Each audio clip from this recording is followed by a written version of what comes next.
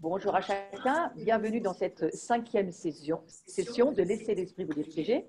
Je vais directement aller sur là où j'ai laissé la dernière fois, c'est-à-dire le fait de marcher selon l'esprit, qui signifie que nous recherchons les directives du Saint-Esprit et que nous les suivons. Voilà la clé, c'est rechercher ce que l'Esprit Saint dit que nous sommes, que nous avons à faire, et puis ensuite, bien sûr, de le faire.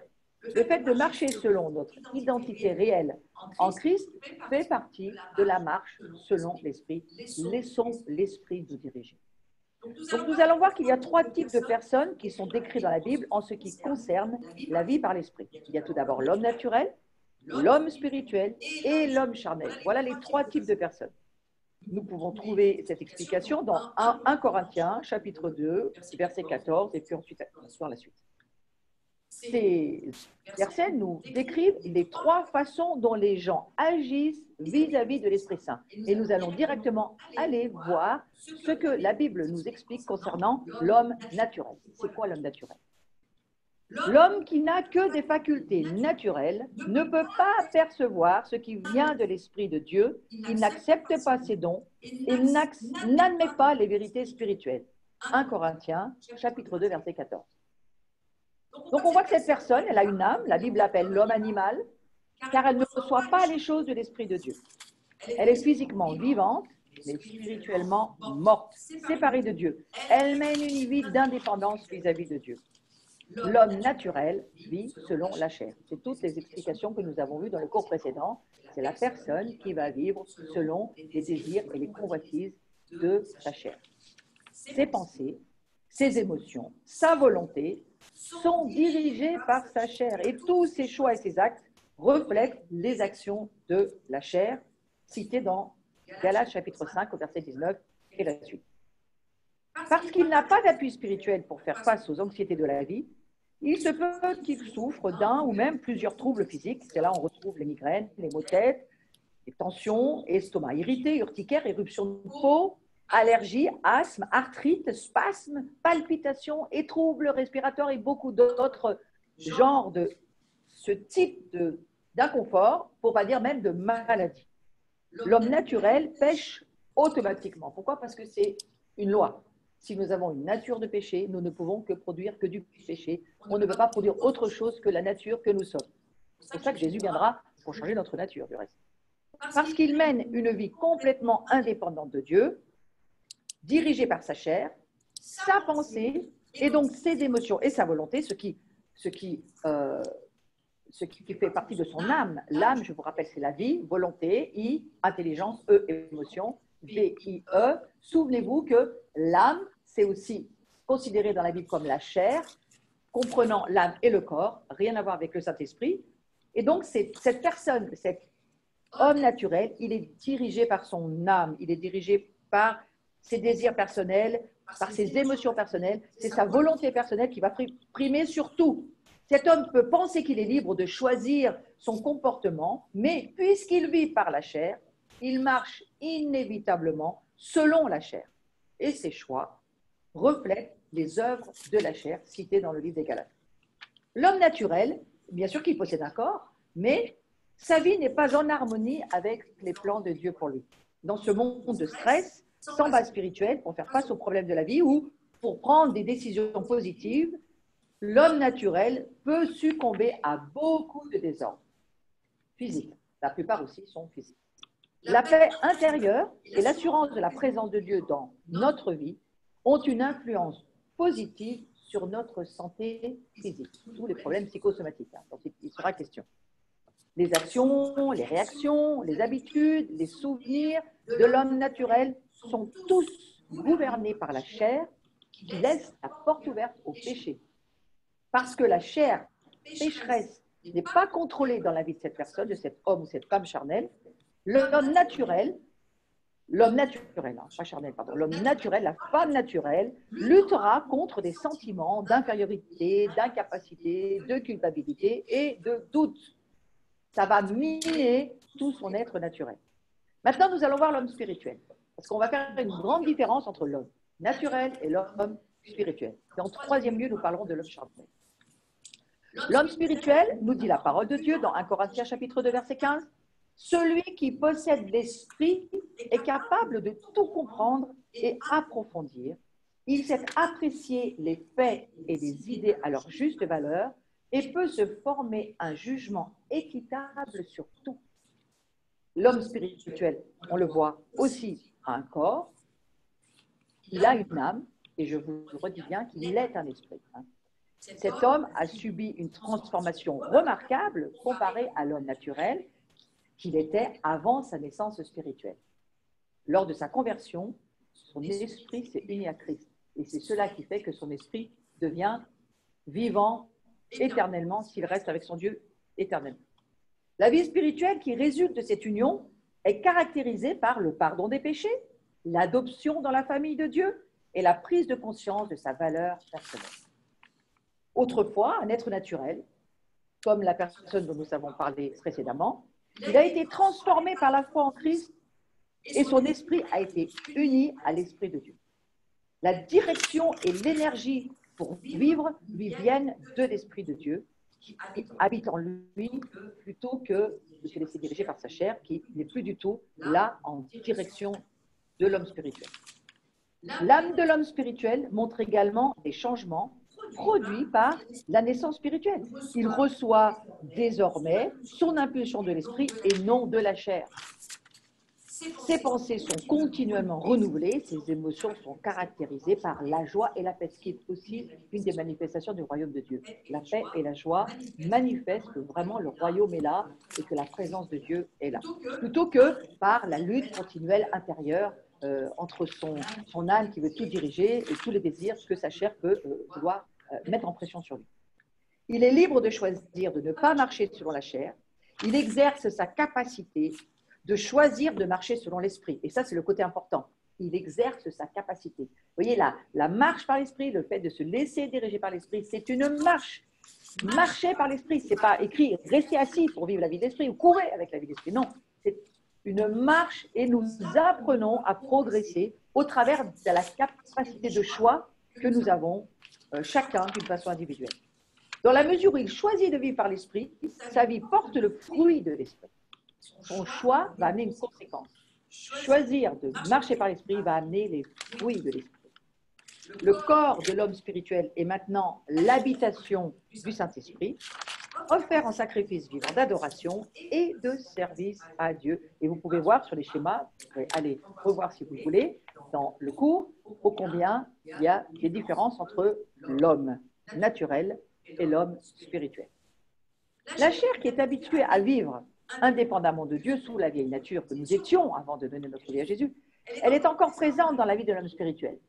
On ne veut pas dire qu'on est toujours dans une incarnation, bien sûr, mais il prend chaque jour la responsabilité de crucifier la chair, en ayant la conscience de ce qu'il est en train de faire et de ses désirs, parce qu'il se considère comme mort au péché. C'est là où Paul nous dira dans Romains 6, versets 11 à 14, « Considérez-vous comme mort ».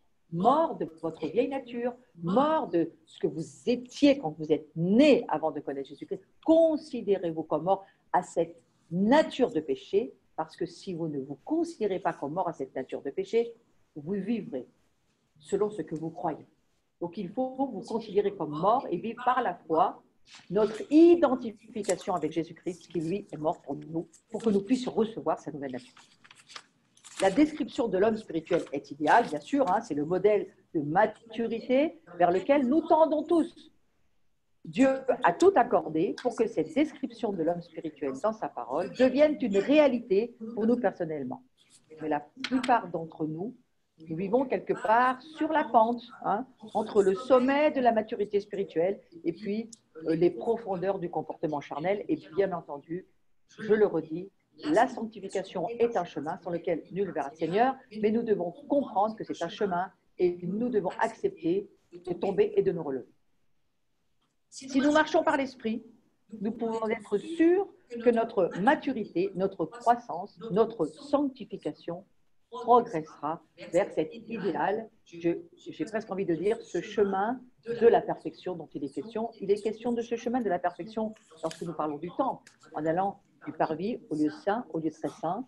C'est un chemin que nous a ouvert Jésus-Christ et il ne nous demande pas d'être parfaits par nous-mêmes. Il nous demande aucun homme n'est parfait sur la terre jusqu'à ce que Jésus revienne. Nous sommes encore en lutte avec l'homme spirituel que nous sommes et l'homme naturel que nous étions.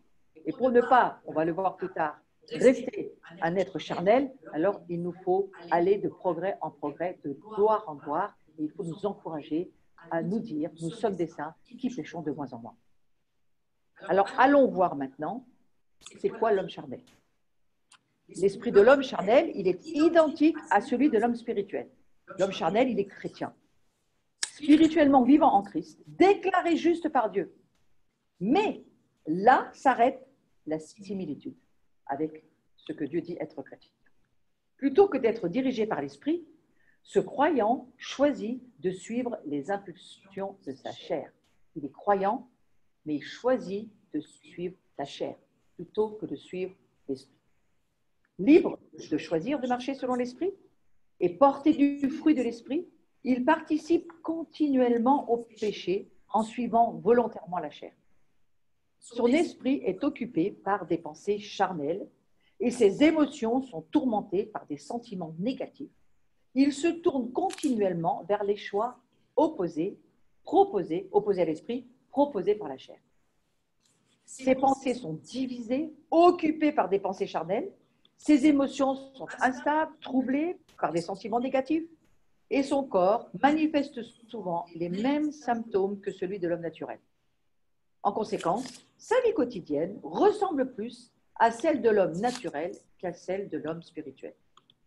Il ne présente pas son corps à Dieu comme un sacrifice d'adoration, mais il satisfait ses appétits physiques selon les caprices de sa chair, marqués par le péché. Et puis, bien sûr, il cède à la chair plutôt que de la crucifier. L'homme charnel connaît aussi des sentiments d'infériorité, d'insécurité, d'incapacité, de culpabilité, de doute et d'anxiété en grosse passion. Il vit en contradiction avec son identité en Christ. Et je crois que c'est cela la clé qu'il faut comprendre. C'est le fait de vivre en contradiction avec ce que Christ nous dit dans sa parole. Et alors, il y a un nombre important de croyants qui sont encore incertains de leur identité spirituelle en Christ. Ils ne saisissent pas les conséquences de cette identité dans leur vie quotidienne. Et donc, ils vivent cette pression, ils vivent cette confrontation intérieure et ils sont souvent très mal en eux-mêmes parce qu'ils n'arrivent pas à saisir pourquoi ils ne vont pas bien. Ils se disent être des êtres spirituels, mais ils vivent selon les désirs de leur chair, les désirs charnels, avec de la convoitise, avec des pensées de ce monde. Et donc, au travers de là, tout leur mal-être va s'installer. Dans notre croissance, nous n'arrivons pas à régler le problème de notre comportement parce que nous luttons encore avec le problème de notre foi. Accepter qui nous sommes en Christ. Et il me semble bien que l'homme charnel, voyez-vous, cette contradiction de vie avec sa véritable identité, bien souvent, ce n'est pas du tout qu'il le fait exprès, c'est parce qu'il l'ignore, il ne la connaît pas, il ne sait pas qui il est. Et alors, il est ballotté entre les désirs de la chair et puis le peu qu'il sait de son identité en Christ. Et alors, il n'arrive pas à s'y retrouver parce qu'il n'a pas d'ancrage dans la parole de Dieu. C'est un petit peu l'objet de ces cours que je vous offre sur notre chaîne YouTube. C'est pour que vous puissiez cesser de vivre ces combats de contradictions intérieures et que vous puissiez arriver à comprendre qui vous êtes vraiment. Pour beaucoup d'entre nous, notre comportement n'est pas le bon parce que nous n'avons pas la foi d'accepter qui nous sommes en Christ. Je me sens inférieur. Mais je suis un enfant de Dieu assis dans les lieux célestes. C'est Éphésiens chapitre 2 qui nous le dit au verset 6. Je me sens dans l'insécurité. Jamais de la vie. Jamais Dieu ne nous abandonnera ni ne nous délaissera. Hébreux 13, verset 5. Je me sens incapable. Mais Philippiens 4, 13 nous dit « Je peux tout faire par Christ ». Je me sens coupable, mais il n'y a plus aucune condamnation pour ceux qui sont en Jésus-Christ. Romains chapitre 8, verset 1. Je me sens inquiet. Dieu a offert d'échanger sa paix contre mon anxiété. Philippiens chapitre 4, verset 6, mais aussi 1 Pierre 5, 7. Oui, il y a de quoi faire pour arriver à contredire la chair qui nous ment, Satan derrière qui nous envoie ses pensées. C'est cette contradiction, cette contrariété avec ce que nous sommes vraiment en Jésus-Christ. Je doute, mais Dieu donne la sagesse à celui qui lui demande. Si tu doutes, demande la sagesse à Dieu. Ça, c'est dans Jacques, chapitre 1, verset 5. Beaucoup de chrétiens n'atteignent pas leur potentiel en Christ. Ils ne profitent pas de la vie abondante et productive que nous avons déjà héritée. Nous l'avons héritée grâce à Jésus-Christ. Parce qu'ils ne s'approprient pas, ils n'appliquent pas leur identité spirituelle à leur expérience quotidienne. C'est un chemin quotidien, la vie chrétienne. Le Saint-Esprit, il est là avec nous tous les jours. Pourquoi? Parce qu'il va nous aider tous les jours à grandir sur ce chemin de la connaissance révélée. Nous avons besoin de connaître notre identité chrétienne dans la connaissance révélée, dans la révélation que seul l'Esprit Saint peut nous donner. Et à partir de là, par la foi, alors que nous entendons la parole de Dieu, la foi vient et nous pouvons pratiquer ce que la parole de Dieu nous dit. Il nous faut de la foi, frères et sœurs. Et Jésus le dit. Est-ce qu'à la fin des temps, quand je vais revenir à la fin de cet âge, est-ce que je vais trouver la foi? Oui, il faut lui répondre, oui, oui, je vais travailler à avoir de la foi pour savoir vraiment qui je suis et pouvoir pratiquer ce que la Bible me dit. Donc, la foi d'accepter qui nous sommes. Wow. Lorsque le chrétien s'approprie et applique son identité spirituelle à son expérience quotidienne, il pourra alors connaître une vie abondante. C'est la Bible qui nous le promet. Ça fait partie des promesses de Dieu. Il ne suffit pas d'être né à nouveau, encore faut-il savoir pourquoi. Et pour connaître une certaine victoire sur le péché et sur la chair, pour conquérir le pays des promesses et reprendre notre héritage en Jésus-Christ, le choix nous est offert de marcher en nouveauté de vie en croyant ce que Dieu nous dit et ce qu'il dit de nous. Et nous devons savoir comment résister à ce diable avec tout ce qu'il nous raconte et qui ment sur qui nous sommes. Nous devons surtout pas ignorer ses desseins. Nous devons vivre selon ce que Dieu nous dit et nous verrons dans le cours suivant comment faire.